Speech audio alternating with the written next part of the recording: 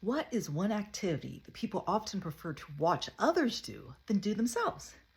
Seeing how there are some important football games in the atmosphere, my answer is to exercise. We like to watch our favorite team play, but what about our own physical activity? Do we really have to exercise, and what happens if we don't? Stay tuned for answers to this and more. My name is Dr. A, and welcome to my channel.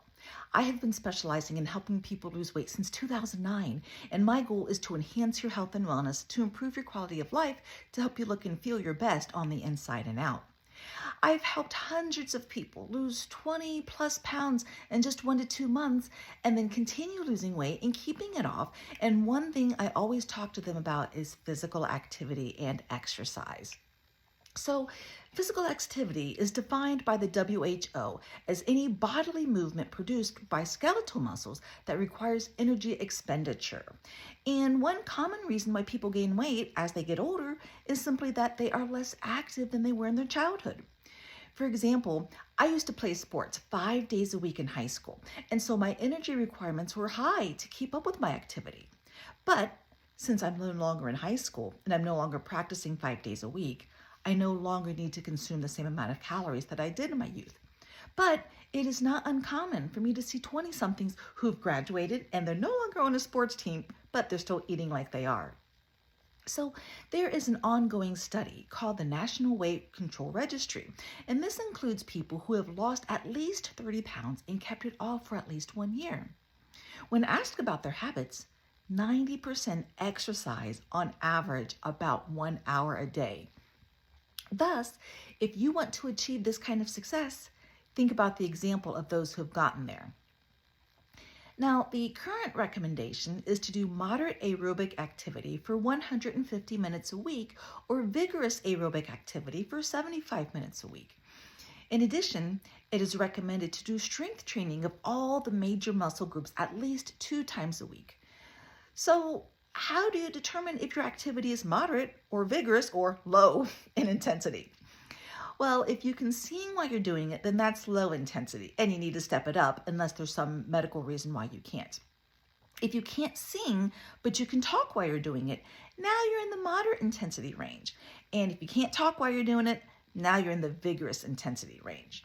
So if you can think about different activities, playing singles tennis, doubles tennis, playing basketball, golfing, gardening, different kinds of activities that affect how well you're able to breathe. So benefits of exercise include it improves your sleep quality. It can also help reduce feelings of anxiety. It can reduce blood pressure, and it can reduce the risk of developing dementia and reducing the risk of depression. It can lower the risk of heart disease, stroke, and type 2 diabetes. It can lower the risk of 8 different cancers, including bladder cancer, breast cancer, colon cancer, endometrial cancer, esophageal cancer, kidney cancer, lung cancer, and stomach cancer. It can also reduce the risk of weight gain. It can improve bone health, and it can reduce the risk of falls. Now, I mentioned reducing the risk of a weight gain. This has nothing to do with weight loss. I tell my patients all the time that reducing your calories is going to cause weight loss, but the exercise is going to keep it off. In other words, it's unlikely that exercise alone will cause weight loss, and I've had many new patients come to me frustrated that they haven't lost weight despite exercising. Thus, I have to counsel them on the calorie reduction. In addition to exercise, there's also non-exercise physical activity called NEAT, or non-exercise activity thermogenesis. These are ways to get moving that are not exercise, and these include working, fidgeting, and other activities of daily living. I encourage my patients to look for ways to sneak in physical activity in their day-to-days.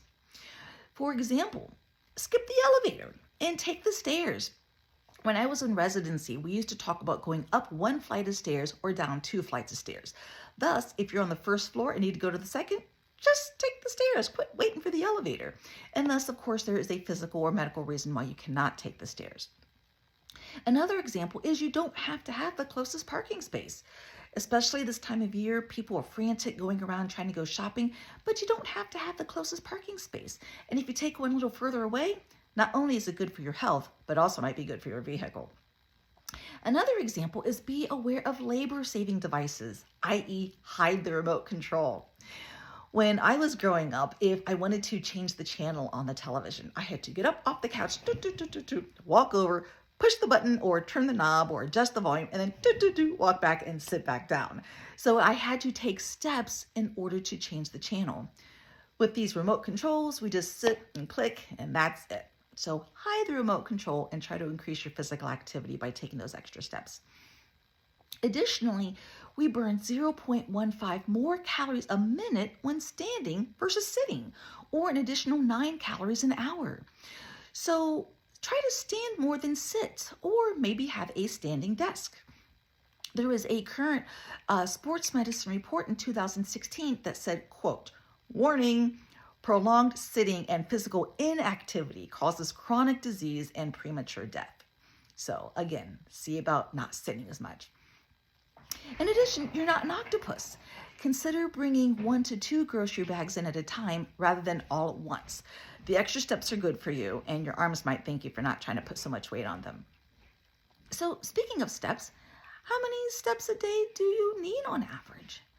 Did you know that less than 5,000 steps a day is average in the United States for adults, and this is considered sedentary? Between 5,000 and 7,500 steps a day is low activity. Between 7,500 and 10,000 steps a day is somewhat active, and 10,000 steps a day is considered active. So again, where are you? I encourage people to walk while they're on the telephone or tap their feet while seated, and sometimes just try to avoid taking shortcuts. So to conclude, it is recommended that we have moderate aerobic activity for 150 minutes a week or vigorous aerobic activity for 75 minutes a week. In addition, it's recommended to do strength training in all major muscle groups at least 2 times a week. There are several benefits to this, including mental health, physical health, decreased risk of some cancers, and decreased risk of weight gain.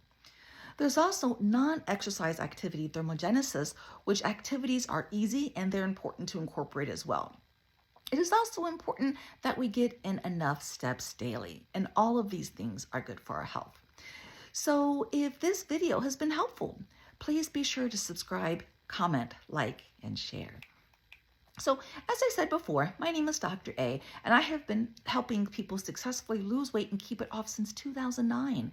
And my goal is to enhance your health and wellness, to improve your quality of life, to help you look and feel your best on the inside and out. I am in network with most major insurance companies in Ohio, and I'm currently accepting new patients as I am fighting the obesity epidemic in America. If you would like help in obtaining and maintaining a healthy weight, I would be happy to work with you. Just call or text 614-442-2600 or visit www.prohealthservices.org today. Now, imagine for a moment if we worked together and your clothes started feeling better such that you needed a belt or you had to go shopping for a new wardrobe. Or imagine if you had more energy, or your joints are feeling better, or you're able to get off your blood pressure medicine. Or imagine you can travel and you no longer need a seatbelt extender. I would love to help you get there. So again, call or text 614-442-2600 or visit www.prohealthservices.org today to get started tomorrow. Bye for now.